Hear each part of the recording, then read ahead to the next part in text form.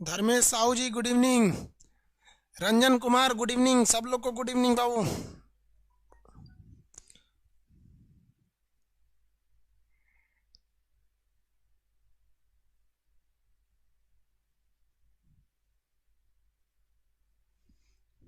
सब लोग को गुड इवनिंग गुड इवनिंग। कैसे हैं लोग?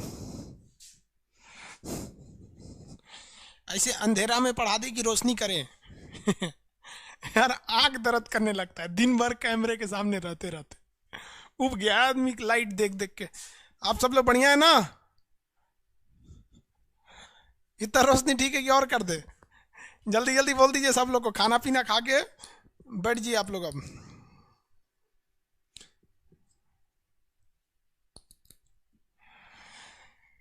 Good evening. चलिए सब मूड में है सब पढ़ने के लिए। केमिस्ट्री स्टार्ट करते हैं। केमिस्ट्री स्टार्ट किया जाए ना? हम भी यार रेडी हो जाए। जल्दी जल्दी आइए लोग। सर्वर बैलेंस हो जाए फिर स्टार्ट करेंगे। 1 मिनट का आपको टाइम दे रहे हैं।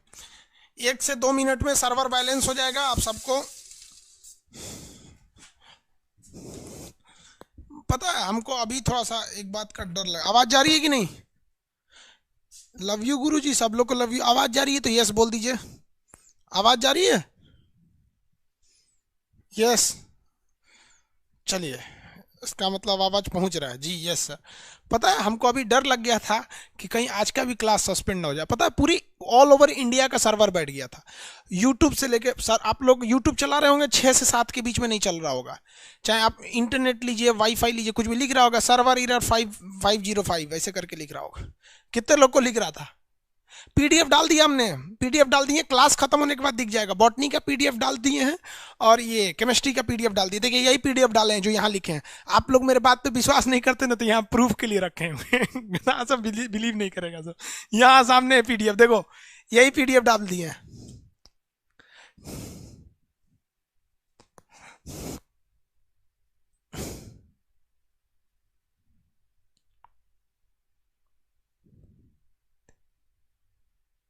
यूट्यूब नहीं ना चल रहा था। वो सबके में प्रॉब्लम था। सबके में था। थोड़ा सा हम लोग का भी प्रॉब्लम ना दूर हो। 1-2 मिनट हम लोग और देख लेते हैं। तब तक सर्वर बैलेंस हो जाए। अचानक आके सर्वर पे धड़ाधड़ फुल क्लास लेने लगेंगे दिक्कत हो जाएगा। तब तक और सब आपकी पीडीएफ डाल दी गई है। यही पीडीएफ है देखिए। सामने जो पीडीएफ दिख रहा है ना यही पीडीएफ डाल दिया गया आप सब लोग के लिए। अब किसी को दिक्कत नहीं है। बॉटनी का भी पीडीएफ डाल दिए हैं। केमिस्ट्री का भी डाल दिए हैं। अब 1 से 2 घंटे में आप सब लोग को फ्लैश होने लगता है। धीरे धीरे धीरे धीरे सबको चला जाता है। फाइल लंबी रहती है टाइम लगता है। देखते हैं कभी किसी को 10 आदमी को यूट्यूब कोई बड़ा फाइल भेजिए तो टाइम लग जाता है।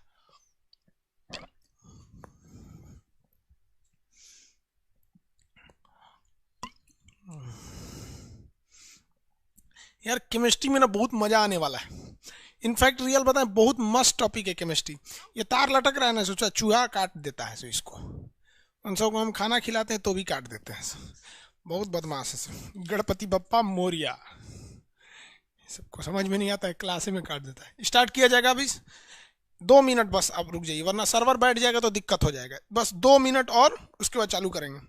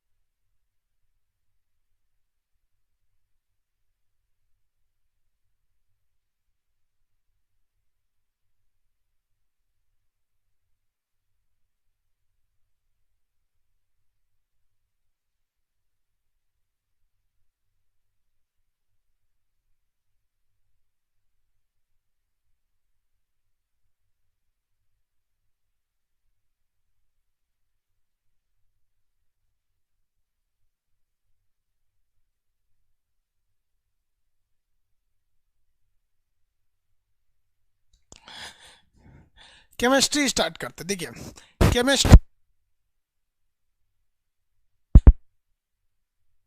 की थी केमिकल की खोज मिस्र के लोगों ने, अभी इजिप्ट बोलते हैं, मिस्र, नक्शा में आपको मिस्र पढ़ाए, राजधानी उसकी काहिरा है वहां पर। केमिस्ट्री की उत्पत्ति कीमिया शब्द से हुई है, जिसका अर्थ होता है काली मिट्टी।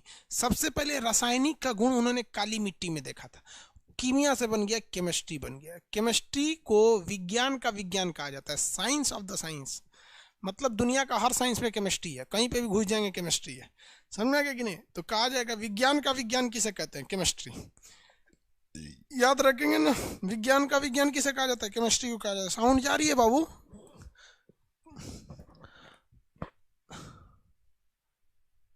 अनुराधा कुमारी, साउंड नहीं जा रहा है? अनुराधा कुमार लिखेंगे, कुमारी लिखे, साउंड तो जा ही रहा होगा भाई। कान में आपके खोटी जमल है। केमिस्ट्री का साइंस का साइंस किसे कहते हैं? केमिस्ट्री को कहते हैं।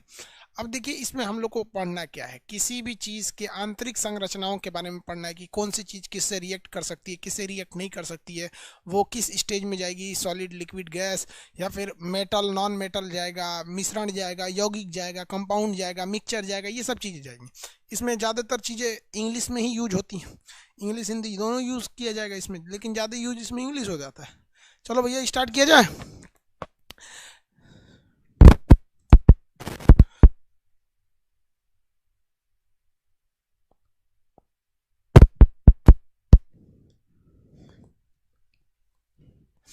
देखिए, कोई भी चीज के अंदर साइंस और फिजिक्स दोनों आपस में, फिजिक्स और केमिस्ट्री आपस में मैच करेंगे। सब कमेंट छोड़ दीजिए, अब आप लोग यहाँ आप ध्यान दीजिए, कहीं पे भी अगर आप फिजिक्स पढ़ेंगे ना तो जरूरी है कि आपको केमिस्ट्री भी देखने को मिलेगी, तो दोनों आपको मैच करके मिलेगी। इसीलिए आपको यहाँ भी आप अगर आप देखेंगे तो आपको दोनों चीजें देखने को मिल रही होगी।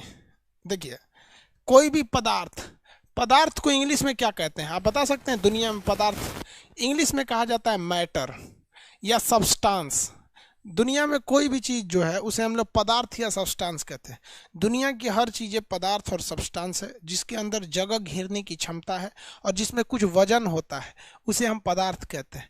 दुनिया की हर एक चीज़ पदार्थ यानी मैटर है, क्योंकि दुनिया की हर चीज़ कुछ ना कुछ जगह घेरती है और सब में कुछ ना कुछ वजन होता है। हवा में भी वजन होता है, आप गुब्बारा में भर के देखिए, खाली एक काम किए, ट्रैक्टर का खाली टायर लीजिए और उसमें हवा भर के लीजिए, भारी हो जाता है। गुब्बारा है, बड़े साइज का गुब्बारा, उसमें हवा भर के लीजिए, खाली कीजिए, थोड़ा सा अंतर आ जाता है, जगह भी घेरता है। दुनिया में केवल ऐसा चीज लाइट है ना, प्रकाश, लाइट, जो जगह तो घेर लेता है लेकिन इसके अंदर तो कोई भी वेट नहीं होता है, भार नहीं होता है, इसलिए ये पदार्थ नहीं है। बाकी दुनिया की सारी चीजें पदार्थ है। तो पदार्थों को हम दो टाइप में बांट सकते हैं, एक फिजिकल टाइप में और एक रासायनिक टाइप में। तो फिजिकल का मतलब क्या होता है? भौतिक आधार पर उसको छू छा के देख लीजिए, नहीं बोलते हैं फिजिकल हमला कर दिया, मार दिया यहाँ पर, या फिर शरीर से जुड़ा चीज़ या छू के देख लेने की चीज़ को क्या कहते हैं? फिजिकल। फिजिकली किसी चीज़ को 5 टाइप में बांट सकते हैं। आपको पता है सॉलिड, गधा तो है नहीं जिसको पता नहीं, सॉलिड जिसका साइज फिक्स हो, बहे नहीं, खड़ा रहे, जैसे रख देंगे वैसे ही रहेगा। लिक्विड बह जाएगा, लिक्विड क्या हो जाएगा? बह जाएगा। और गैस उड़ जाएगा। इतना तो बेवकूफ़ों को भी पता रहता है यार, अब इसमें क्या समझाना है। हर सॉलिड के अंदर के जो मॉलिक्यूल्स होते हैं काफ़ी करीब करीब पकड़े रहते हैं, इसके थोड़े दूर दूर होते हैं और इसके बहुत ही ज़्यादा दूर होते हैं। इनके बीच जो आकर्षण बल होता है, खींच के रखने की क्षमता ज़्यादा होती है, इसमें कम होती है, इसमें एकदम ही कम होती है। तीसरा और चौथा जरूरी है था प्लाज्मा अवस्था। चौथा कौन सा है? प्लाज्मा। प्लाज्मा अवस्था भैया सब, प्लाज्मा अवस्था के लिए हीट बहुत ज़्यादा जरूरी होती है। प्लाज्मा अवस्था में कोई भी चीज़ चला जाएगा बट उसके लिए हीट जरूरी चाहिए। लोहा देख रहे हैं, लोहा को 1700 डिग्री सेल्सियस गर्म कर देंगे ना तो पानी की तरफ बहने लगता है, लिबिर लिबिर हो जाता है लोहा, वही प्लाज्मा अवस्था में चला जाता है। खेखार देखें, खेखार, थूक, खेखार, लेई सब तो फेंकता है, सब बोकर देता है, सब वही है प्लाज्मा। उसी टाइप में दिखता है प्लाज्मा। प्लाज्मा क्या होता है? वो बैठा रहेगा सॉलिड की तरह, लेकिन उसको धकियाएंगे ना तो पानी की तरह ऐसे ऐसे होगा, लेकिन ससुरा डगरेगा नहीं। खेखार को देखिएगा ना, थूक देंगे तो ऐसे ऐसे होगा, वहीं पे जाएगा नहीं। पानी पे पानी मारिए, ससुरा जीत करता है, ढकेल रही रहेंगे हम। देखते हैं आंगन में कोनो कोनो एक कटोरा थूक के चल जाता है, ससुरा लगता है। अब CBSE बोर्ड वालों का आंगन इतना छोटा होता है, हम लोग देहात वाले हैं, हम लोग का आंगना बहुत बड़का होता है, इसमें बड़ा सा आंगन होता है, उसमें बीच में एक नल रहेगा। रात में किसी CBSE वालों को उठा दीजिएगा, डर जाएगा, इतना बड़ा आंगन है, समझ आएगा कि नहीं? CBSE वालों में वो सारा होता ही नहीं है। साउंड नहीं आ रहा है? यार साउंड प्रॉब्लम कैसे हो रही है यार? अब साउंड ठीक है? अब साउंड ठीक है कि नहीं है? किसी को दिक्कत? अब साउंड ठीक है? अरे साउंड ठीक हुआ या नहीं हुआ? ओके बोल के भेजो भाई। ओके, साउंड ठीक है तो ओके बोलो। हाँ ओके है। ओके है। चलो भैया ओके है, ठीक है ठीक है। वो तार घिंचा गया था, यही तरवा घिंचा गया था जेब में। तो प्लास अवस्था कौन सी होगी? प्लाज्मा अवस्था। लोहा को गला दीजिएगा तो प्लाज्मा अवस्था। खेखार टाइप का जो अवस्था होता है वो क्या होता है? प्लाज्मा अवस्था होता है। तो प्लाज्मा अवस्था बहुत ज्यादा हीट करने पे होता है। आप कहेंगे खेखार हीट करने पे, भैया खेखार एक प्लाज्मा की तरह दिखता है, ओरिजिनली वो प्लाज्मा अवस्था नहीं है, लेकिन आपको देखने के लिए वही प्लाज्मा अवस्था हो जाता है। चौथा हो जाता है Bose Einstein condensate. Bose Einstein, Bose नाम है, आइंस्टीन नाम है, condensate, condensate, Bose Einstein condensate. अभी इस पे रिसर्च ही हो रहा है। आप पढ़े होंगे दुनिया की सबसे बड़ी मशीन जो थी वो जेनेवा में बनाई गई थी, large hadron collider. Large hadron collider, large hadron collider, large hadron collider दुनिया की सबसे बड़ी मशीन थी, जिसमें गॉड पार्टिकल को आपस में लड़ाया गया था। नाम क्या था उसका? हिप्स बोसान। क्या नाम था उसका? हिप्स बोसान। हिप्स बोसान। और आइंस्टीन साहब ने क्या बोला था कि किसी भी चीज की चाल प्रकाश की चाल से ज्यादा नहीं हो सकती। तो दो कणों को आपस में लड़ाया गया था प्रकाश की चाल पे, प्रकाश की चाल पर दो कणों को आपस में लड़ाया गया था। तो वो उस पर अभी रिसर्च चल रही थी। फिजिकली किसी चीज की चौथी पांचवी अवस्था समझ में आ गया? हिप्स बोसान, गॉड पार्टिकल। समझ में आ गया कि नहीं? गॉड पार्टिकल क्या होता है?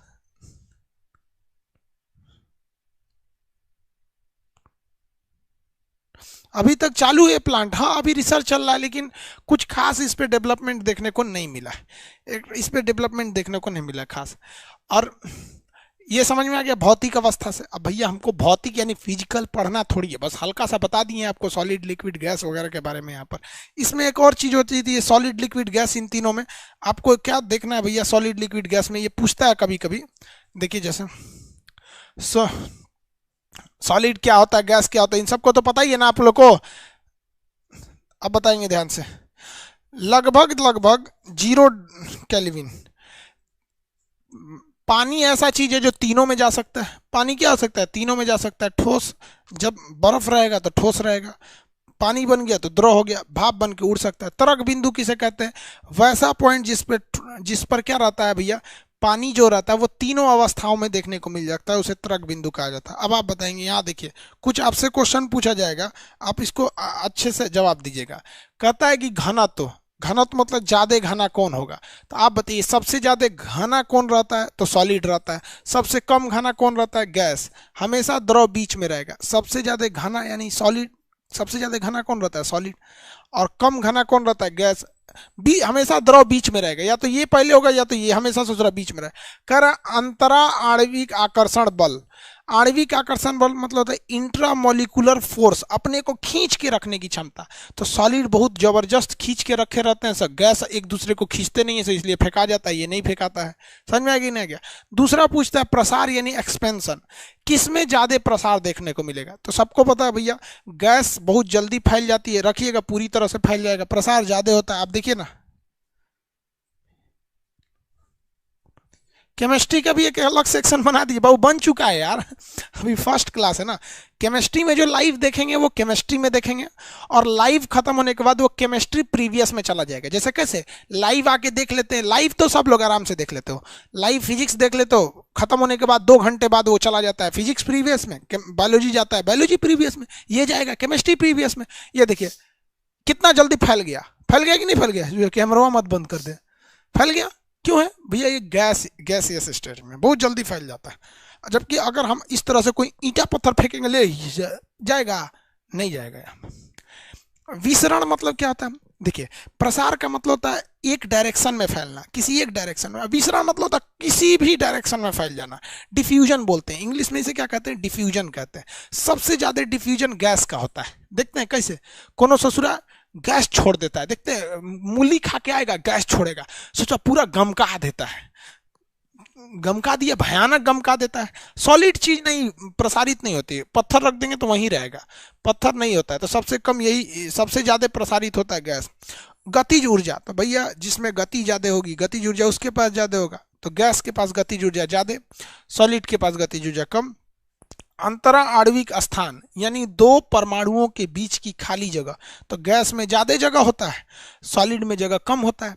ये जितनी चीजें बताए हैं, इनफैक्ट हमको ये चीजें आपको नहीं बताने लायक था, क्योंकि इतना तो हम उम्मीद कर रहे थे कि आप जान रहे हो, क्योंकि ये हम फिजिकल प्रॉपर्टी बता रहे हैं केमिस्ट्री के चैप्टर में।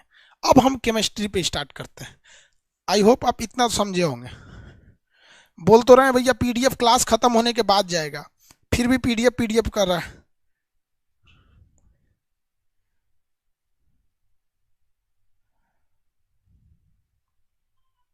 अच्छा, ग्रीन बोर्ड यूज करें?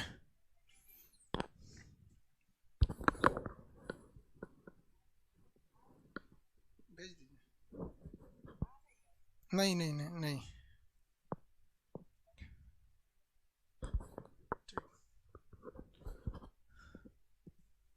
चलो भैया अब हम आते हैं केमिस्ट्री वाले पे। लड़का कह रहा है कि सर ग्रीन बोर्ड पे पढ़ाइए। ठीक है भैया, ग्रीन बोर्ड पे ही पढ़ाएंगे, ये बस आपको दिखाने के लिए कि ये पीडीएफ है आपका। अब हम केमिस्ट्री में कई चीज़ों के बारे में पढ़ना है, कार्बनिक पदार्थ, अकार्बनिक पदार्थ, शुद्ध पदार्थ, कई टाइप में होते हैं सब, प्लाज्मा अवस्था, ये सब देख लिए आप लोग। परमाणु मॉडल ये हटा दें, ग्रीन बोर्ड पे पढ़ाएं कि पीडीएफ पे पढ़ाएं? ग्रीन बोर्ड पे पढ़ाते हैं, सोचा इस पे पढ़ाइए नहीं पाएगा।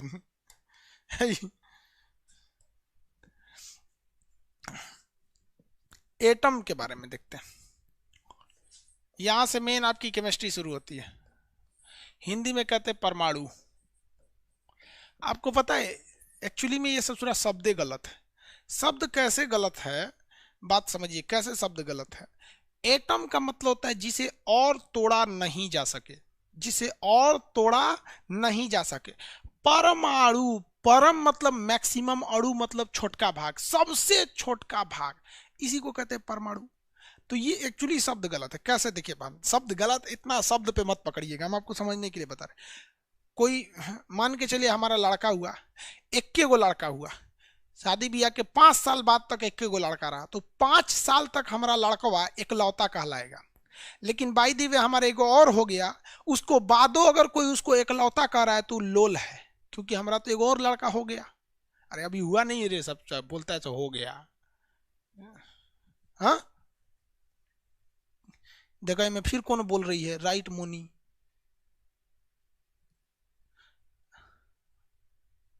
आगे बढ़े। इकलौता अब नहीं ना कोई कह सकता है। उसी तरह परमाणु का मतलब होता है सबसे छोटा, लेकिन इसे कई भागों में तोड़ा जा चुका है। कई भागों में क्या किया जा चुका है, तोड़ा गया है। इसको कई पार्ट में तोड़ा जाता है। जैसे देखिए परमाणु ये हो गया, ये नाभिक हो गया, उसका बीच का पार्ट नाभिक है, और ये उसकी कक्षाएं हैं, ये उसकी क्या है, कक्षाएं हैं। इसके बीच में क्या, यहाँ पे क्या रहते हैं सब भाई साहब, इलेक्ट्रॉन रहते हैं। क्या रहेंगे सर, इलेक्ट्रॉन। इसके चारों ओर क्या घूमते रहते हैं सर, इलेक्ट्रॉन घूमते रहते हैं सर। ये गोल गोल है सब इलेक्ट्रॉन, और बीच में रहता है सब न्यूट्रॉन और प्रोटॉन, और बाहर में रहते हैं सर इलेक्ट्रॉन। ये पूरा का पूरा हिस्सा जो है ना वो परमाणु कहलाता है, पूरा का पूरा हिस्सा जो है वो परमाणु कहलाता है। लेकिन परमाणु के अंदर 3 चीजें पाए जाते हैं सर। जॉन डाल्टन ने कहा था कि परमाणु को तोड़ा नहीं जा सकता है, लेकिन इसे मुख्य रूप से इलेक्ट्रॉन, प्रोटॉन और न्यूट्रॉन में तोड़ा गया। इसके अलावे अन्य भागों में भी तोड़ा गया, इसके अलावे अन्य भागों में भी तोड़ा गया, लेकिन ये तीनों जो हैं इन्हें हम लोग कहते हैं मूल कण। मूल कण, मूल कण। हालांकि फंडामेंटल पार्टिकल्स होते हैं सब, ये मूल कण होते हैं। तो आप बताइए बाबू, परमाणु ये थोड़ी है, ये परमाणु का नाभिक न्यूक्लियस है, ये परमाणु का क्या है, न्यूक्लियस है, और ये पूरा का पूरा परमाणु है, पूरा का पूरा क्या है, परमाणु है। अब आप एक बात बताएंगे, न्यूक्लियस जो होता है, न्यूक्लियस, न्यूक्लियस के अंदर पाया जाता है न्यूट्रॉन और प्रोटॉन। तो न्यूक्लियस, न्यूक्लियस में क्या पाया जाएगा, न्यूट्रॉन प्लस प्रोटॉन। इस न्यूट्रॉन प्लस प्रोटॉन को हम लोग कहते हैं न्यूक्लियॉन। न्यूक्लियन क्या कहा जाएगा भैया? न्यूक्लियन कहा जाता है। क्या कहा जाता है? न्यूक्लियन कहा जाएगा। तो क्वेश्चन कहेगा इनमें से कौन न्यूक्लियन में शामिल नहीं है? तो भैया न्यूक्लियन का मतलब होता है न्यूक्लियस, जो जो इसमें शामिल रहता है उन्हें कहा जाता है न्यूक्लियन कहा जाता है। तो न्यूट्रॉन प्रोटॉन न्यूक्लियन में आते हैं, और इलेक्ट्रॉन क्या करते हैं? बाहर चक्कर लगाते हैं। इलेक्ट्रॉन बाहर चक्कर लगाते हैं, सब किसी को कोई दिक्कत नहीं है। इलेक्ट्रॉन क्या करेगा? बाहर का बाहर ये चक्कर लगाता है। कहेगा इनमें से कौन सा अस्थाई तत्व है? तो भैया ये तीनों अस्थाई हैं सब, ये हमेशा रहते हैं सब पेड़ उसमें, तीनों के तीनों क्या है? अस्थाई कण है सब। अब आपको एक चीज तो पता है कि परमाणु का साइज बड़ा होता है, परमाणु का साइज बड़ा होता है, और न्यूक्लियस का साइज छोटा होता है। न्यूक्लियस का साइज छोटा होता है, जिसको न्यूक्लियस को हिंदी में क्या कहते हैं भैया? इंग्लिश में कहते हैं केंद्रक। इसे क्या नाभिक कहते हैं, नाभिक, केंद्रक नहीं, नाभिक। तो आप बताइए परमाणु बड़ा होता है, ये तो सबको पता है, परमाणु बड़ा होता है, और जबकि ये नाभिक छोटा होता है। इसमें एक क्वेश्चन ये पूछता है कि परमाणु को हम किस में नापते हैं? तो परमाणु को हम एंगस्ट्रॉम में नापते हैं। किस में नापते हैं? एंगस्ट्रॉम। 10 के पावर -10 को क्या कहते हैं? एंगस्ट्रॉम कहते हैं। 10 के पावर -10 को क्या कहा जाता है? एंगस्ट्रॉम। तो जब भी क्वेश्चन आएगा कहा जाएगा कि परमाणु को किस में नापते हैं? तो एंगस्ट्रॉम में नापते हैं, एंगस्ट्रॉम। एंगस्ट्रॉम में नापा जाएगा। समझ में आ गया कि नहीं? क्या 10 के पावर -10 क्या होता है? मीटर होता है। 10 के पावर -10 मीटर। 10 के पावर 10 मीटर को हम क्या कहते हैं? एक एंगस्ट्रॉम कहते हैं। जबकि अगर आपसे क्वेश्चन पूछेगा कि नाभिक को किस में नापते हैं, यानी न्यूक्लियस को, तो नाभिक तो और छोटा होता है भाई साहब, ये तो और छोटा हो जाएगा। तो नाभिक को जब भी नापा जाएगा तो ये और छोटा होता है, 10 के पावर -15 मीटर होता है। माइनस का मतलब होता है उतना बार टुकड़ा। अगर किसी चीज पर 10 के पावर -2 है तो इसका मतलब -2 का मतलब 100 बार इसका टुकड़ा किया गया है। 10 के पावर -3 है तो -1000 बार टुकड़ा किया गया है। 10 के पावर -4 है तो 10,000 बार टुकड़ा है। 10 के पावर -5 है तो समझ सकते हैं कि 1,00,000 टुकड़ा है। तो 1 मीटर का कितना बार टुकड़ा करना है? 10 के पावर -10। तो भैया ये तो फिर भी बड़ा हो गया, और नाभिक तो और छोटा हो जाता है, 10 के पावर -15। 10 के पावर -15 को क्या कहते हैं आप बताइए? 10 के पावर -15 को क्या कहा जाता है?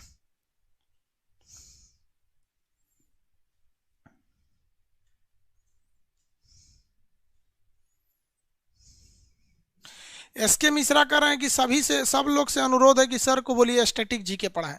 मतलब आपको क्या लगता है सर को नहीं पता है? एसके मिश्रा कह रहे हैं सब लोग बोलिए। अरे भाई आप बोलिए चाहे नहीं बोलिए, हमारी भी तो जिम्मेदारी बनती है। हाँ, फर्मी बोलते हैं। वेरी गुड, फर्मी बोलते हैं। तो फर्मी बहुत छोटा होता है, फर्मी बहुत छोटा होता है, 10 के पावर -15 टुकड़ा होता है, ये -10 टुकड़ा है।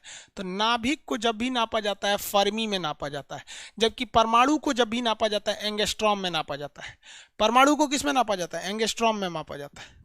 और नाभिक को किस में नापा जाता है? फर्मी में नापा जाता है। कंफर्म हो गया? किसी को कोई दिक्कत नहीं है?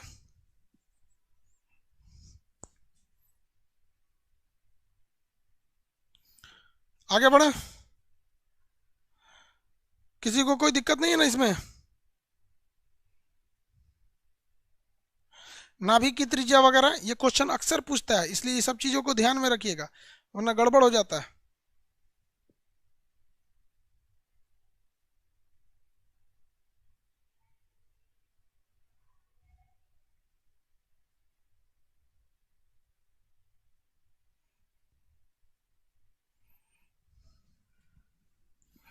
चलिए आगे देखते हैं।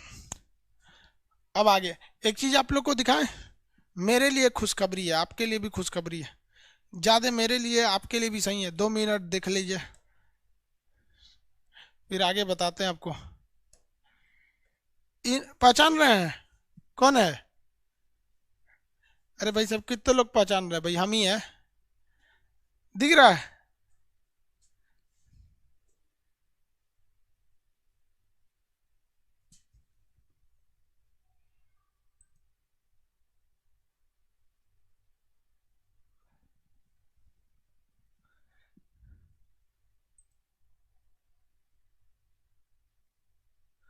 नहीं दिखा जी? किस चीज का है पता है? आप इसको ध्यान दीजिएगा। तो यहाँ आपको एक चीज देखने को मिलेगा, यूट्यूब इंडिया। मतलब और इसके बगल में अगर आप देखेंगे तो एक ब्लू कलर का टिक का निशान बना हुआ है। मतलब ये कोई भी फेक अकाउंट नहीं है, ट्विटर अकाउंट है यूट्यूब इंडिया का। यूट्यूब इंडिया ने आज एक वीडियो रिलीज किया है जिसमें उसने कहा है कि 2020 में करा है, they kept our spirit up and they are rising up up and up. मतलब ये लोग भागते जा रहे हैं, भागते जा रहे हैं। Meet the top breakout creator of 2020, 2020 के जो टॉप क्रिएटर हैं उनसे मिलिए। ये कोई पब्लिक या कोई आदमी नहीं बोल रहा है भाई साहब। आप अगर जाइए यूट्यूब इंडिया के ऑफिशियल ट्विटर हैंडल पे, देखिए यहाँ क्या लिखा है, यूट्यूब इंडिया, ये ब्लू टिक मारा है, ये ऑफिशियल है। और इसने 10 लोगों का नाम दिया था, 10 लोगों का नाम। मेरा नाम इसने 8वें नंबर पे लिया। मतलब इंडिया के टॉप 8 नंबर पे हमको खुद यूट्यूब इंडिया ने बोला यहाँ पे। मतलब ऑल ओवर इंडिया, टीचिंग में तो सबसे आगे लेके आएगी, पूरे ऑल ओवर यूट्यूब पे। पहले नंबर पे कौन है पता है? देखिए फर्स्ट ये यूट्यूब इंडिया है, फर्स्ट नंबर पे कैरी मिनाटी, सेकंड नंबर पे टोटल गेमिंग, फिर उज्जवल गेमिंग, ऐसे करके ये लोग हैं। मेरे आगे 7 आदमी हैं। 8वें नंबर पे खान सर पटना। भाई साहब मेरे लिए तो बहुत बड़ी बात है। और आप सब लोग को धन्यवाद देते, एप्लीकेशन वालों को विशेष धन्यवाद देते यार। आप लोग के सपोर्ट के बिना ये पॉसिबल ही नहीं होता था कि एक ऐसा आदमी जो एकदम सामान्य जीवन जीता था, आज वो देखता है सोचा जेब का चेन टूटल है, फुर्सत नहीं मिल रहा इसको बनवाने, ऐसा आदमी को इंडिया के 8वें नंबर पे पहुंचा दिए। तो आप सबको कहते हैं, आप अगर गांव से हैं हिंदी मीडियम के, हमको सीबीएसई वाला भगा दिया था, तू लोग हिंदी मीडियम वाला किसी काम का नहीं होता, और आज हमको कहाँ तक लेके गया, 8वें नंबर पे लेके चला गया। आप सब लोग को एक बार फिर से धन्यवाद भाई। आप लोग को कैसे धन्यवाद दे, बहुत बहुत धन्यवाद आप लोग को यार। बताओ पूरे ऑल ओवर इंडिया में हमको 8वें नंबर पे भेज दिया, खुद यूट्यूबर ने बोला है। क्या लिखा है देख रहे हैं, rising up up and up. बहुत खुशी होता है यार ट्वीट करके जब बोलता है। और ये हमारे पास स्पेशली नहीं आया है, ये खुद यूट्यूब इंडिया ने वीडियो ट्विटर पे डाल रखा है। आप उसके ऑफिशियल हैंडलिंग पे जाके देख सकते हैं। थैंक यू, लव यू, सब लोग को लव यू। समझ में आ गया? तो आप लोग ने जो विश्वास दिखाया, जो प्यार दिया, उसके लिए धन्यवाद। और हम आपको कहते हैं ना, केमिस्ट्री से, ये केमिस्ट्री का चीज़ है तो बैच है तो केमिस्ट्री के बारे में बताएंगे। प्यार हो जाएगा रे केमिस्ट्री से, प्यार जैसे तुमको होता है ना, वैसे वैसे केमिस्ट्री से प्यार हो जाएगा। देखते चलो यहाँ पर ऐसे ही किसी को 8वां नंबर पे नहीं भेज देता है। ये भगवान हमको अहंकार से बचाए, लेकिन हम अहंकार की बात नहीं कर रहे हैं यार, जो फैक्ट है वो दिखा रहे हैं। बहुत कम का अंतर होता है विश्वास और अहंकार में। मैं कर सकता हूं ये विश्वास है, सिर्फ मैं ही कर सकता हूं ये अहंकार है। हमने ये नहीं कहा कि मेरा ही 8वां नंबर, भाई हमसे आगे अभी 7 लोग हैं। समझ में? कैरी मिनाटी बहुत गरियाता है। चलो भाई आगे बढ़ते हैं। हाँ, बहुत बहुत धन्यवाद आप लोग का। खुश हैं आप लोग? नंबर 1 पे, अरे भाई साहब हमारा नंबर 1 कब? जब आप नंबर 1 पे रहेंगे तो मेरा नंबर 1 पे। मेरे लिए बहुत बड़ी यही बात है कि यार गांव के लोगों को भी आप सोच सकते हो ना, आप इतने दिन से पढ़ रहे होगे, 4-5 कपड़ों पे ही हमको देखे होंगे, उतने है है चुचरा, तो फिर उससे ज़्यादा हम दिल ले आएंगे कहाँ से? चलो भाई आगे आते हैं, ज़्यादा टाइम नहीं लेंगे आपका। ये क्या खुल गया? अच्छा पीडीएफ खुल गया।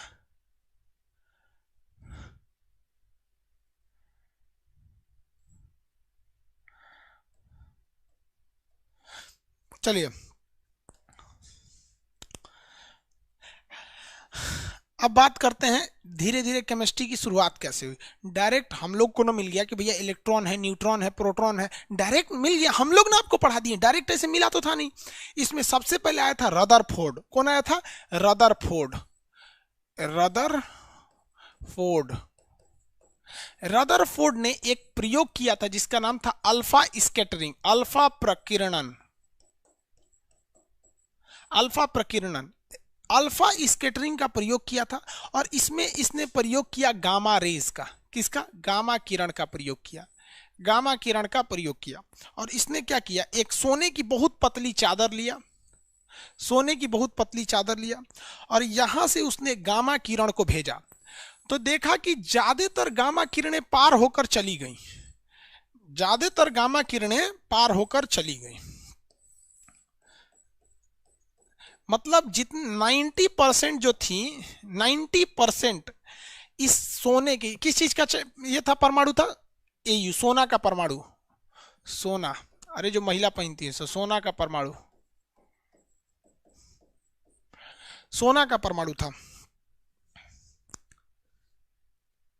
सर जी ऑनलाइन पार्टी तो बनती है यार। ऑनलाइन पार्टी देते, देखो केमिस्ट्री में तुमको पार्टी देते हैं। पढ़ो पढ़ो, देखो यहाँ पार्टी आएगा। ये भी पार्टी से कम नहीं, इतना मजा आता है केमिस्ट्री पढ़ने में। देखो, तो उसने परमाणु लिया। अब आपको ये लग रहा है ना परमाणु है यार, परमाणु का शकल देख लो हमेशा।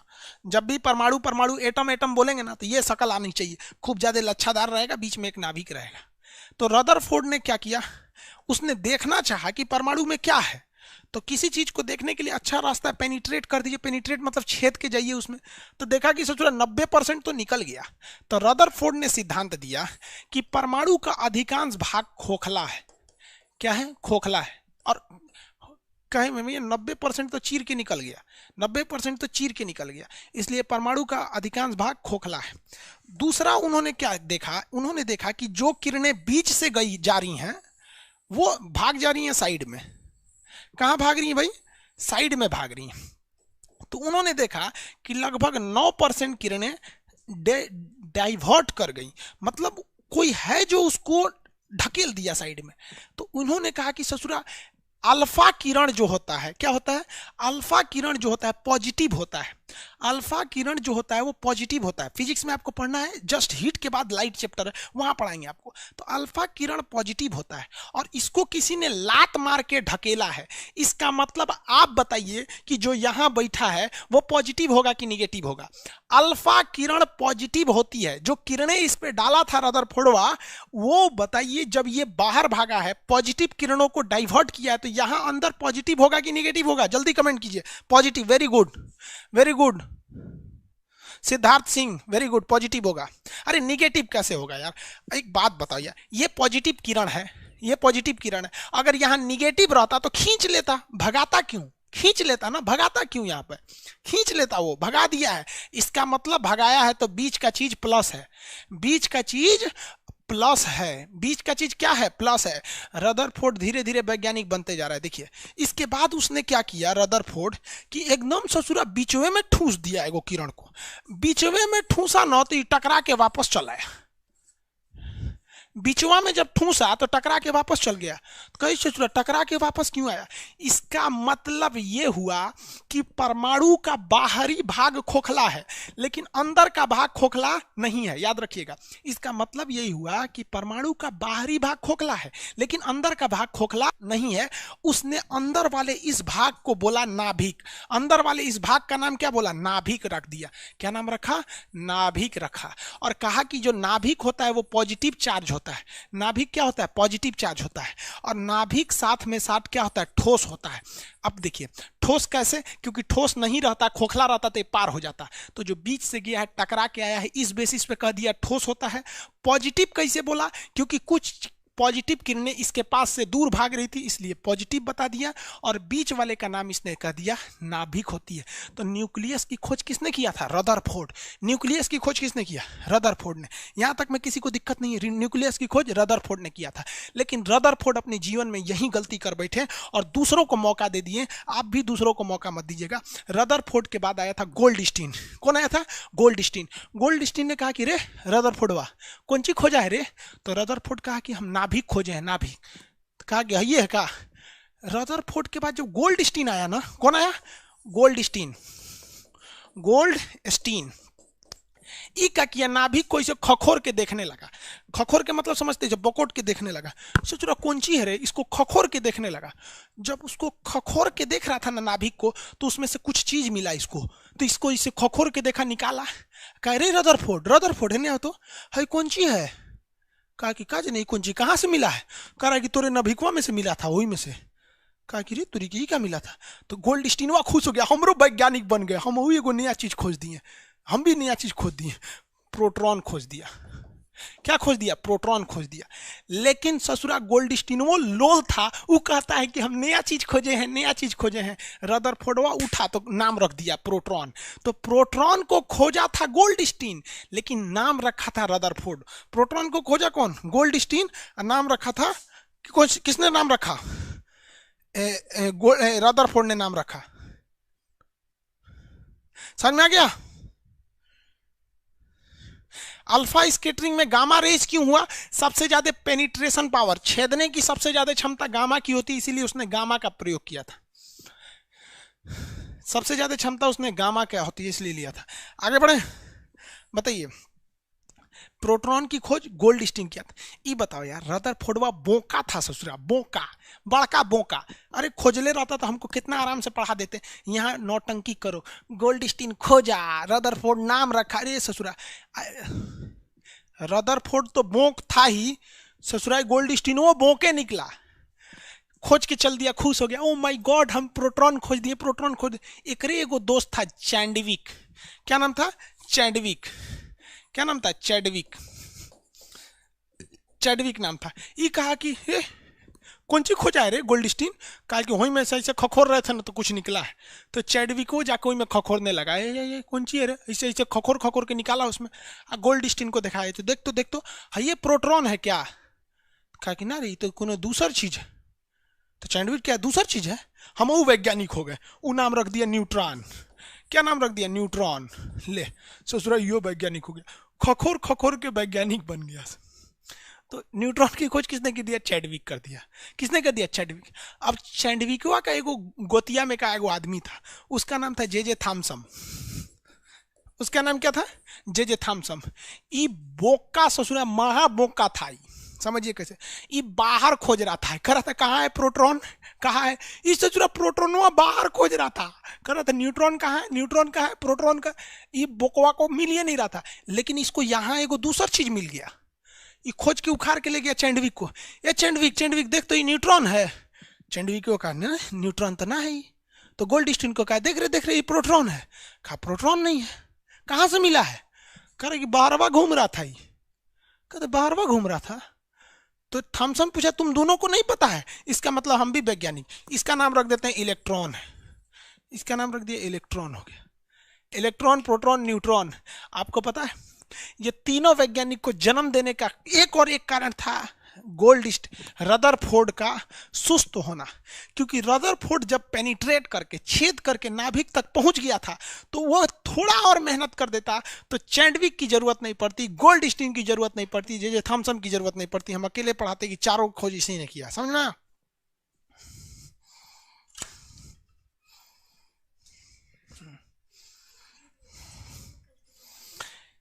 समझ में आ गया कि नहीं आ गया?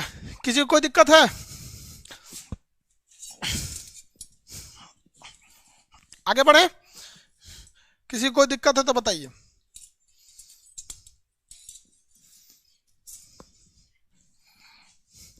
कोई दिक्कत नहीं? अरे भाई बुक भी आ गई है केमिस्ट्री की, लेना है तो ले लीजिएगा लोग।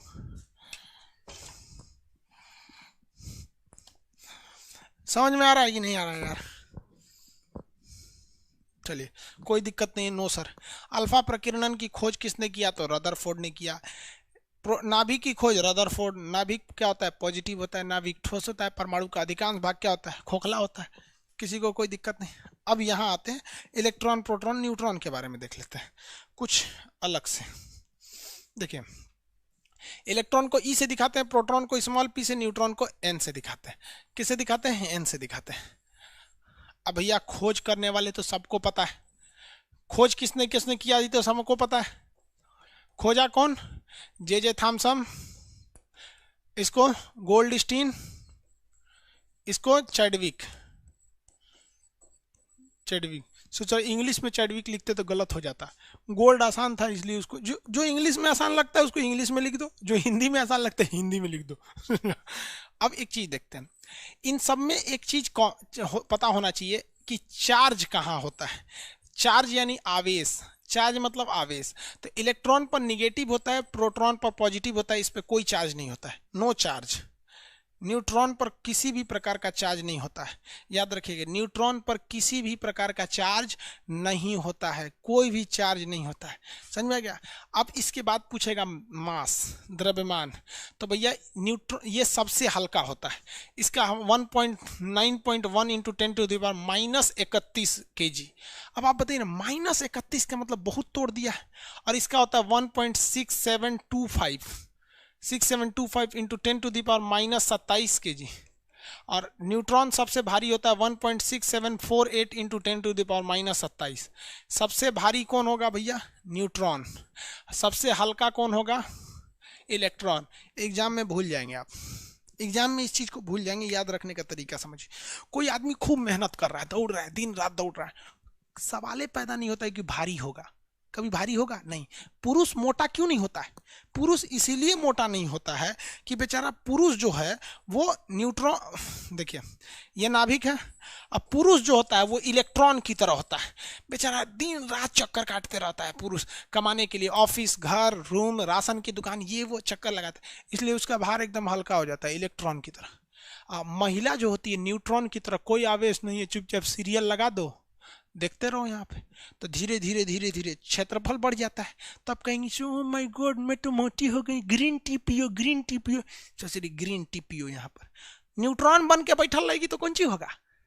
तो जो ज्यादा मेहनत करेगा हल्लुक होगा, मेहनत नहीं करेंगे मोटा के चकरा जाएंगे। तो न्यूट्रॉन पे कोई आवेश नहीं होता है, चुपचाप बैठल रहता है। वो कहाँ पर बैठा रहता है भैया? नाभिक में होता है। कहाँ होता है? नाभिक में। किसी को कोई दिक्कत? नाभिक में होता है। यहाँ न्यूट्रॉन भी होता है, यहीं पे प्रोटॉन भी होता है। तो न्यूट्रॉन सबसे भारी हो जाता है और ये ससुरा सबसे ज्यादा गति करता है, इसलिए हल्का हो जाता है। यही क्वेश्चन पूछता है।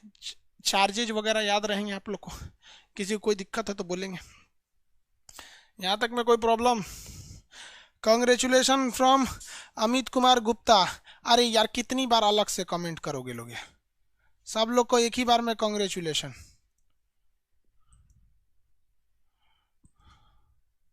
बार बार एक ही कमेंट क्यों करते हैं भाई? बाकी लोग को भी दिखे। ये कौन लड़का है बेवकूफ? एक लड़की थी दीवानी सी, लिखता है एक दो क्वेश्चन कर दीजिए। कैसन कैसन नाम रखता है ऐसा?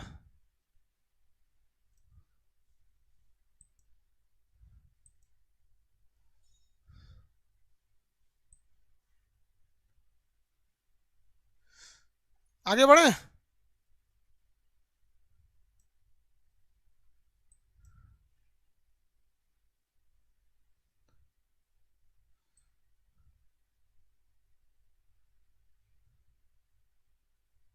क्या आज पहली बार देखे? हमको आज पहली बार देखे। नहीं यार तबीयत खराब नहीं है, समझ में आ गया। थोड़ा सा थकान है, तबीयत खराब नहीं है, एकदम बढ़िया है। इतना तो समझ में आ गया होगा। अब आगे पढ़ाना है। परमाणु मॉडल में किसी को दिक्कत है? भारी हल्का हेन तेन चीज किसी को दिक्कत है तो बोलो, हम कमेंट देख रहे हैं आपका, फिर आगे पढ़ाएंगे। किसी को यदि दिक्कत है तो बोलेंगे, फिर हम आगे पढ़ाएंगे।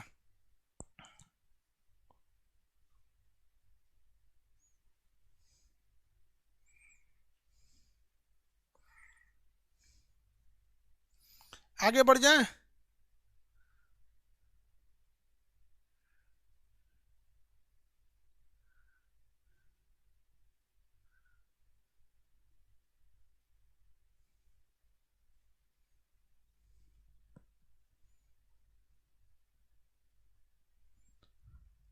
जी सर, चलिए आगे बढ़ जाता है। Very good. यहाँ देखिए भैया, यहाँ ये नाभिक है, इसमें प्रोटॉन है, इसमें न्यूट्रॉन है, ये बाहर वाले इलेक्ट्रॉन है सब। अब इसमें जो परमाणु होता है ना बाबू, परमाणु का भार नहीं होता है। आपसे एक रियलिटी बात बताते हैं। झूठ बोला जाता है कि परमाणु का भार होता है, ये सबसे बड़ा झूठ है केमिस्ट्री का। भार जो होता है वो नाभिक का होता है, परमाणु का भार होता ही नहीं है। रियलिटी बता रहे हैं आपसे। परमाणु, ये टोटल परमाणु का कोई भार नहीं होता है। एक्चुअल में जो भार होता है वो नाभिक का होता है। जरा सोच के देखिए ना, इलेक्ट्रॉन घूम रहा है, कोई भी चीज गति करेगी तो उसका भार नाप पाएंगे? नहीं नाप पाएंगे।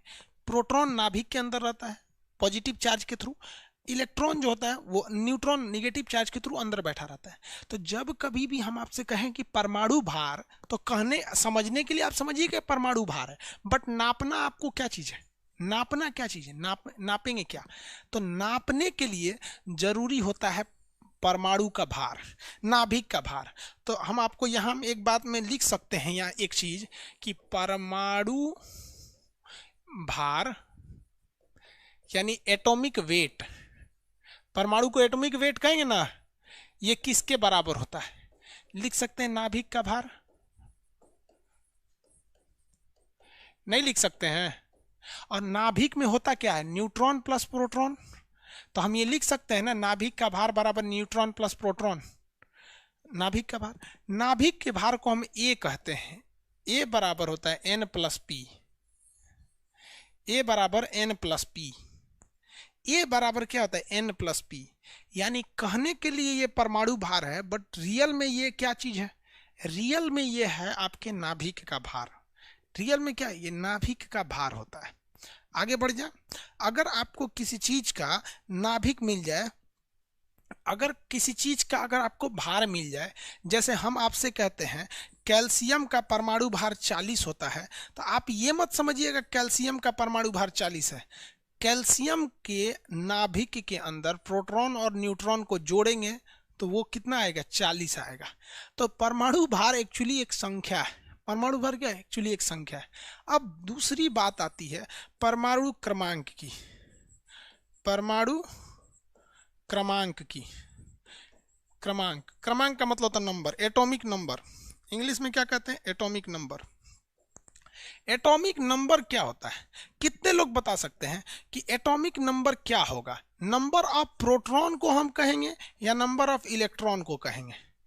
मतलब देखिए, इलेक्ट्रॉनों की जितनी संख्या होती है ना, उतनी ही संख्या प्रोटॉन की होती है।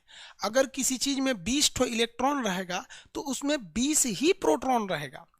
जितनी संख्या में बाहर इलेक्ट्रॉन रहते हैं उतनी ही संख्या में अंदर क्या रहता है, प्रोटॉन रहता है।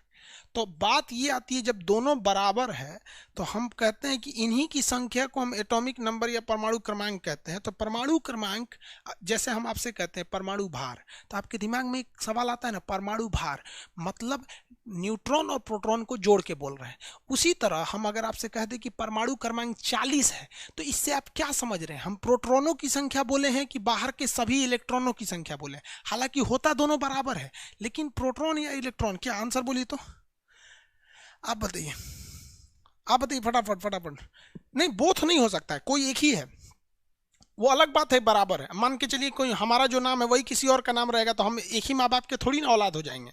नाम तो बहुत लोग का सेम होता है। देखो भैया, बहुत वैज्ञानिकों में इस बात की बहस चढ़ गई कि परमाणु क्रमांक को, समझिए मेरी ओर समझिए, वैज्ञानिकों में इस बात की बहस हो गई कि परमाणु क्रमांक को किस पर बेस किया जाए। मतलब उन लोग का कहना था, कुछ का कहना था कि नहीं इलेक्ट्रॉन की संख्या को हम कहेंगे परमाणु संख्या है, तो कुछ लोगों का कहना था नहीं प्रोटॉन की संख्या को हम कहेंगे परमाणु संख्या है। तो जब मेंडलीव साहब आए और मेंडलीव के बाद जब मोसले आए तो उन्होंने कहा कि देखिए, पीरियोडिक टेबल एक सीटिंग अरेंजमेंट होगा जिसमें हर एक तत्वों को उनके सीटिंग अरेंजमेंट के हिसाब से बैठाया जाएगा। तो परमाणु क्रमांक को उन्होंने कहा कि भैया हम इसको प्रोटॉन की संख्या पे आधारित करेंगे। तो लोगों ने कहा क्यों, जब आप जितना प्रोटॉन है उतना ही इलेक्ट्रॉन है, तो आप इसको प्रेफरेंस क्यों दे रहे हैं? तो मोसले साहब ने कहा था कि प्रोटॉन कभी भी नाभिक के बाहर नहीं आ सकता है, इसलिए यदि हमने किसी की प्रोटॉनों की संख्या को रख दिए 40, यानी उसकी संख्या कितनी हो गई 40, यानी पीरियोडिक टेबल पे वो कहाँ जाकर बैठेगा, 40वें नंबर पे। तो लोगों ने कहा कि भैया तो अगर प्रोटॉन की संख्या 40 है तो इलेक्ट्रॉन की संख्या भी 40 है, तो इस आधार पे भी तो 40वें पे बैठेगा। तब मोसले साहब ने कहा था कि देख बेटा, इलेक्ट्रॉन एक आवारा कण होता है और ये चोट्टा इतना आवारा कण है कि कभी ये बाहरी कक्षा को छोड़ के भाग जाता है। क्या कर जाता है, भाग जाता है, तो इसकी संख्या घट जाएगी।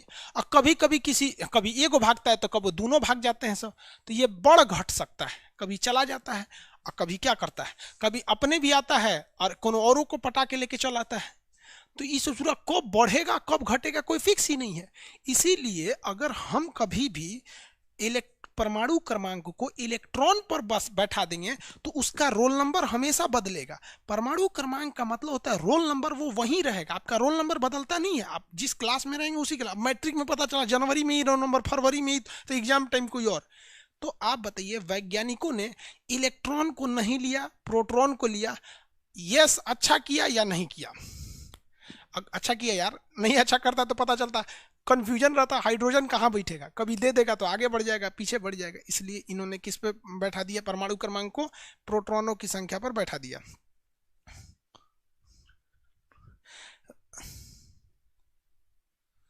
मेरे हाथ में क्या है? अरे यार मेरे हाथ में कलम है, और क्या है? अजीब है ये पढ़ाने वाला ये चीज है। और आगे बढ़े। अच्छा किया, चलो बढ़िया है, अच्छा किया, बहुत अच्छा किया।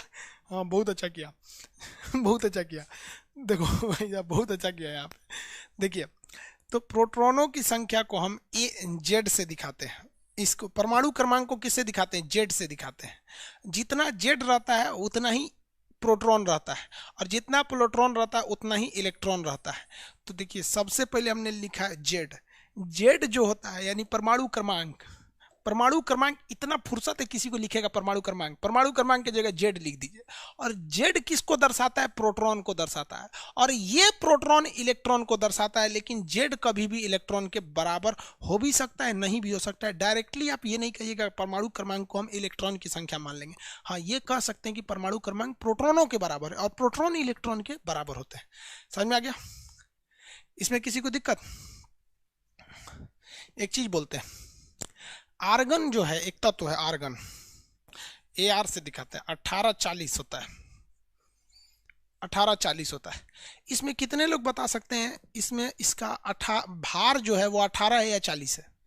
आर्गन जो लिखे 1840 वहां पर, उसमें आर्गन जो हम 1840 लिखे हैं वहां उसका भार 18 है या भार 40 है? आप बताएंगे उसमें भार 18 या 40 है? भैया 18 भी बोल दिया किसी ने, 40 है यार। इतना तो कमजोर नहीं होना चाहिए यार जो आप 18 बोल रहे हैं। याद रखने का तरीका समझिए। आप कोई भी भारी चीज होती है, भार होता है, तो पैर में बांध के थोड़े चलते हैं। अब मान के चलो यार बैग है ये, देखो ये बैग है मेरा सपोज है, तो इसको पैरवा में बांध के चलेंगे? अरे बैगवा को आदमी ऐसे ही लेके चलेगा? भार हमेशा कहाँ रखता है आदमी? ऊपर रखता है। भार हमेशा ऊपर रखता है। तो ये भार हो गया। क्या हो गया? भार हो गया। किसी को कोई दिक्कत है? और इस ये क्या हो गया? परमाणु क्रमांक हो गया। परमाणु क्रमांक हो गया। इतना में तो किसी को दिक्कत नहीं है, इतना में कोई दिक्कत नहीं ना है। अब एक बात हम आपसे पूछते हैं, देखते हैं कितने लोग केमिस्ट्री को समझ के पढ़ते हैं और कितने लोग ऐसे ही पढ़ते हैं। ये जो बाबू भार है, ये जो भार है 40, ये किस किस को जोड़ के दर्शाया जा रहा है? आप बताइए तो। भार क्या दर्शाता है? परमाणु भार परमाणु के भार को दर्शाता है कि नाभिक को? आपको पता है नाभिक को। यानी इसमें कौन कौन सी संख्या जोड़ी गई है भार निकालने के लिए? भार जो निकाला गया है 40, उसमें क्या क्या जोड़ा गया है? हाँ प्रोटॉन और न्यूट्रॉन, वेरी गुड। प्रोटॉन और न्यूट्रॉन जोड़ा गया है। प्रोटॉन प्लस न्यूट्रॉन जोड़ा गया है, वेरी गुड। यानी 40 जो बना है प्रोटॉन और न्यूट्रॉन से मिलकर बना है। नीचे वाली संख्या ध्यान से देखना बाबू, नीचे वाली संख्या परमाणु क्रमांक है। नीचे वाली संख्या परमाणु क्रमांक यानी रोल नंबर है। और परमाणु क्रमांक यानी रोल नंबर क्या दर्शाता है? वो इलेक्ट्रॉन को दर्शाता है या प्रोटॉन को दर्शाता है? बस इतना बता दीजिएगा। ये 18 संख्या ये इलेक्ट्रॉन को दर्शा रहा है या प्रोटॉन को दर्शा रहा है? किसको दर्शा रहा है भैया? हाँ प्रोटॉन को दर्शा रहा है, वेरी गुड। प्रोटॉन को दर्शा रहा है। किसको दर्शा रहा है? प्रोटॉन को दर्शा रहा है। हालांकि ये अलग बात है कि जितना प्रोटॉन रहता है उतना ही इलेक्ट्रॉन रहता है। इलेक्ट्रॉन निकालने का डायरेक्ट में कोई फॉर्मूले नहीं है। ये बस कहा जाता है कि नीचे वाली संख्या प्रोटॉन है और इतना की ही मात्रा में इलेक्ट्रॉन होता है। कितने लोग आप में से ये बता सकते हैं कि आर्गन के पास न्यूट्रॉनों की संख्या कितनी होगी? इस आर्गन के पास न्यूट्रॉन कितने होंगे? कितने लोग बता सकते हैं? समझो यार कितना सिंपल है। प्रोटॉन और न्यूट्रॉन को जोड़े हैं तो 40 आया है, और अकेले प्रोटॉन 18 है, तो पूछेंगे न्यूट्रॉन कितना होता है? न्यूट्रॉन बोलो कितना होगा? 22। अरे यार 22 होगा गधा, इतना नहीं समझ में आता है यार। प्रोटॉन और न्यूट्रॉन इन दोनों को जोड़े हो तो 40 आया है। अब प्रोटॉन की वैल्यू 18 है, प्रोटॉन की वैल्यू 18 है, तो भैया आर्गन इसकी कितनी होगी? 22। तभी ना 18 और 22 करोगे तो 40 आएगा। नहीं आ गया? आ गया कि नहीं आ गया? आ गया। सिंपल है यार। केमिस्ट्री हल्ला करता है तो लोग समझता नहीं है यार। कोई वो टीचर कहता है सर केमिस्ट्री पहले हमको शुरू कर लेने दीजिएगा फिर आप कीजिएगा। चलिए आगे बढ़े, यहाँ देखो 44 कैसे आएगा यार? अरे वो प्लस कर दिए क्या? गलत कुछ कर दिए थे क्या? उधर माइनस करना चाहिए था। चलो छोड़ो, इधर देखो यहाँ। यहाँ हम आपसे एक चीज लिख देते हैं, 20 कैल्शियम 40। ये ऊपर वाली संख्या ए है यानी परमाणु भार है, और ये वाली जेड है। जेड मतलब होता है परमाणु क्रमांक, एटॉमिक नंबर, और ये वाली संख्या होती है परमाणु भार। परमाणु भार, परमाणु भार किसको किसको दिखाता है? न्यूट्रॉन प्लस प्रोटॉन को। ये किसको दिखाता है? प्रोटॉन को दिखाता है। ये किसको दिखाता है? प्रोटॉन को दिखाता है। अगर हम किसी एक झटके में अगर पूछे न्यूट्रॉन क्या होता है, न्यूट्रॉन बराबर ऊपर माइनस नीचे, ऊपर माइनस नीचे, धाए से। नो दिमाग लगाइए, कंसेप्ट समझा दिया, दिमाग लगाना छोड़ दीजिए। प्रोटॉन बराबर क्या होता है? न्यूट्रॉन। देखो अगर हम पूछे न्यूट्रॉन क्या है, न्यूट्रॉन ऊपर माइनस नीचे कितना हो गया? 20। कितना हो गया? 20। कितना हो गया? 20।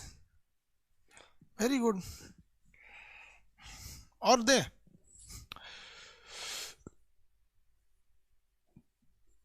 यूरेनियम निकालिए। आपको हम बोलते हैं इसमें इसमें आपको क्या क्या निकालना है? प्रोटॉन निकालना है, इसमें आपको इलेक्ट्रॉन निकालना है, इसमें आपको परमाणु क्रमांक यानी जेड निकालना है, इसमें आपको परमाणु भार ए निकालना है, और इसमें आपको न्यूट्रॉनों की संख्या एन निकालनी है। न्यूट्रॉनों की संख्या एन निकालनी। निकालिए निकालिए निकालिए, एक साथ आंसर दीजिएगा, घुचुर घुचुर करके नहीं, एक साथ। एक साथ पी बराबर इतना, ई बराबर इतना, जेड बराबर इतना, ये बराबर इतना, एक साथ आंसर चाहिए। यूरेनियम 92,235 का। कंफ्यूज नहीं हो जाइएगा, हम क्वेश्चन इधर लिख देते हैं।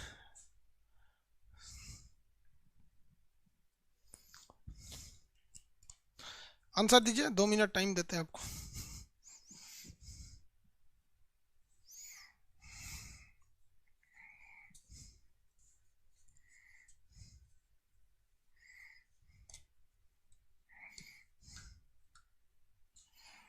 वेरी गुड, हाँ वेरी गुड वेरी गुड, बहुत अच्छा यार, दिल खुश कर दिया लोगों ने।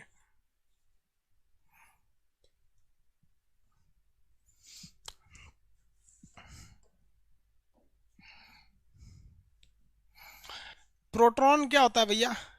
ये क्या हो गया प्रोटॉन? प्रोटॉन जो होता है वो क्रमांक को दर्शाता है, परमाणु क्रमांक को दर्शाता है, जो ठीक नीचे लिखा है 92। और ये इलेक्ट्रॉन किसके बराबर होता है? इलेक्ट्रॉन प्रोटॉन के बराबर होता है, तो ये भी 92 हो जाएगा। जेड किसे कहा जाता है? तो जेड मतलब होता है परमाणु क्रमांक। जेड मतलब क्या होता है? परमाणु क्रमांक, ये वाला जेड, ये भी 92 हो जाएगा। ए मतलब क्या होता है? परमाणु भार होता है। ए मतलब क्या होता है? भार, ऊपर रहता है ए।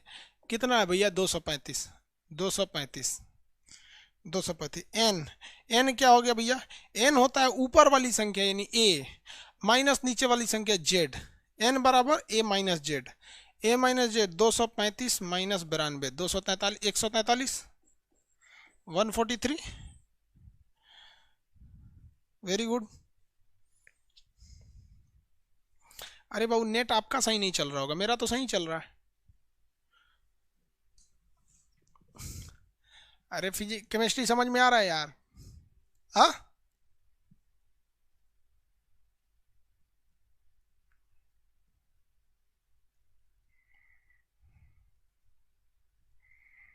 केमिस्ट्री समझ में आ गया?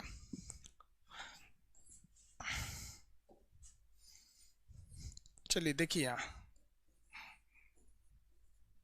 इसमें अगर आपको कोई भी अगर एलिमेंट दे देता है, अब यहाँ बनाने के चक्कर में मत रहिएगा, समझिएगा। कोई भी एलिमेंट देता है तो उसमें कुछ भी नहीं छुपा सकता है वो, केवल और केवल न्यूट्रॉन छुपा सकता है। बाकी तो सब चीज दिख ही रहा है यार, आपको नहीं लग रहा है सब कुछ दिख रहा है? आप बताइए ना, इसका परमाणु भार, परमाणु भार को हम ए से दिखाते हैं, नहीं दिख रहा है? ऊपर में 35 है। और क्या दिखा? परमाणु क्रमांक, परमाणु क्रमांक को किससे दिखाते हैं? जेड से दिखाते हैं, नहीं दिख रहा है? नीचे में 17 है। और परमाणु क्रमांक की किसकी संख्या होता है? प्रोटॉनों की संख्या होता है, 17, नहीं दिख रहा है? इलेक्ट्रॉनों की संख्या, प्रोटॉन की संख्या 17, नहीं दिख रहा है? छुपाएगा क्या यार? छुपाता केवल न्यूट्रॉन है। न्यूट्रॉनों की संख्या बराबर A minus Z. A minus Z, 35 minus 17 कितना हो जाएगा? 18।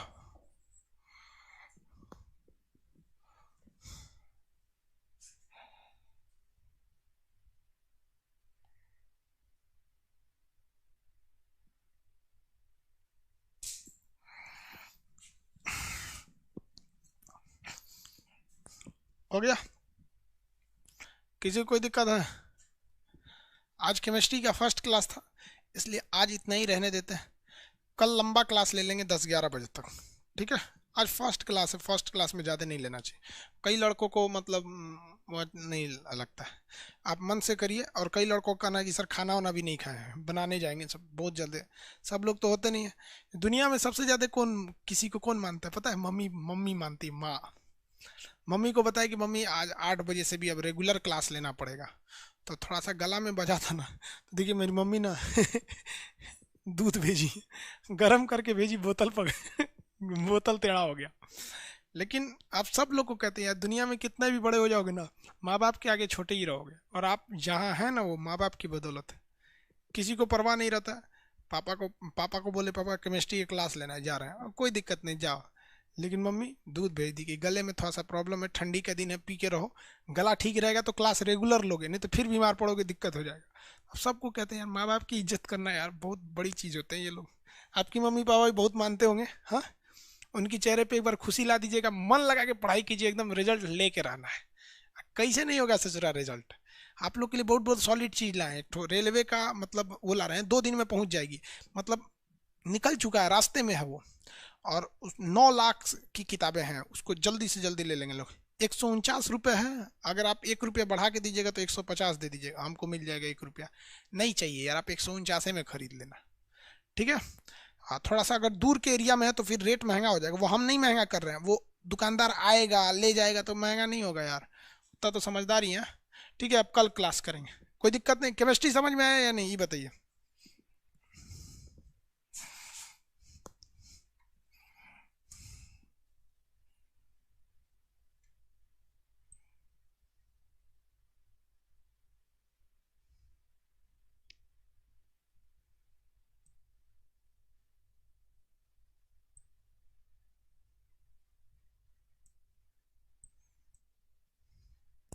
समझ में आ रहा है या नहीं आ रहा है? अच्छा से समझ में आ रहा है? यार केमिस्ट्री वगैरह पढ़ाई की जिम्मेदारी आप हमारे पे छोड़ दो यार। हम पढ़ाने लगेंगे तो मुर्दा भी उठ के पढ़ लेगा।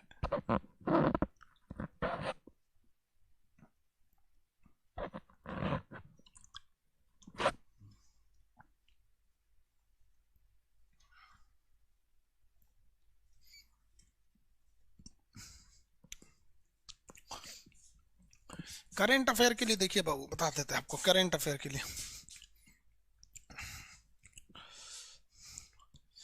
करेंट अफेयर कहाँ गया?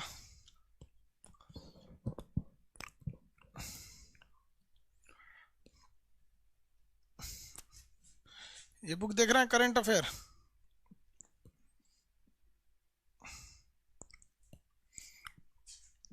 इसको पढ़ा देंगे, बस छप के 2-3 दिन में निकल जाएगी।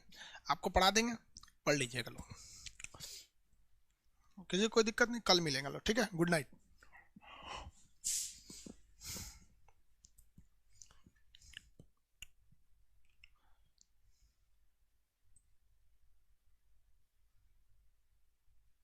ये कौन बोलता है? Saurabh Kumar, I hate chemistry. काय लिए हेट करता है यार, मस्त चीज है केमिस्ट्री। नवीन कुमार, मेरा भाई नशा बहुत करता है, मारो साले को, बांध के नशा छोड़ देगा।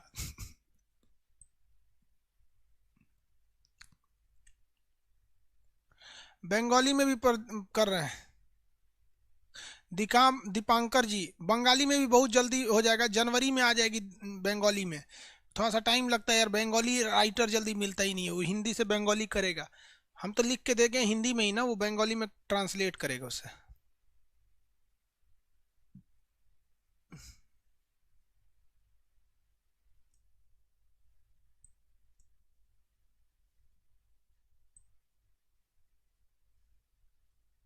अच्छा, बीएसएनएल पे एक वीडियो बना दीजिए। दिव्यांशु कुमार, ठीक है भाई, बीएसएनएल पे अभी वीडियो बना देते हैं। साहिश कुमार, गूगल हैक हो गया? नहीं हुआ यार, थोड़ा सा सर्वर प्रॉब्लम आ गया था। गूगल कैसे हैक हो जाएगा उस साला, अपने में बड़का जाइंट है वो।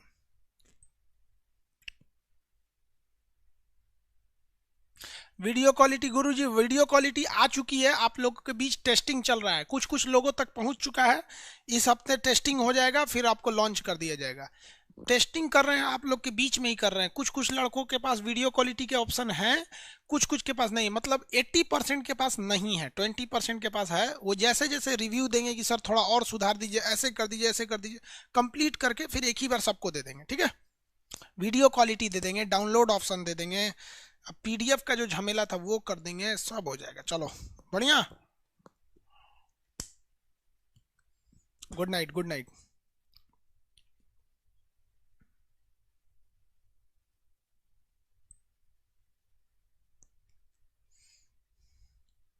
हरीश चंद कुमार, सर आप अपना नाम बता दीजिए। बाबू, शिक्षक का नाम उसके विद्यार्थियों से होता है, आप अपना नाम रोशन कीजिए, मेरा नाम ऐसे ही हो जाएगा।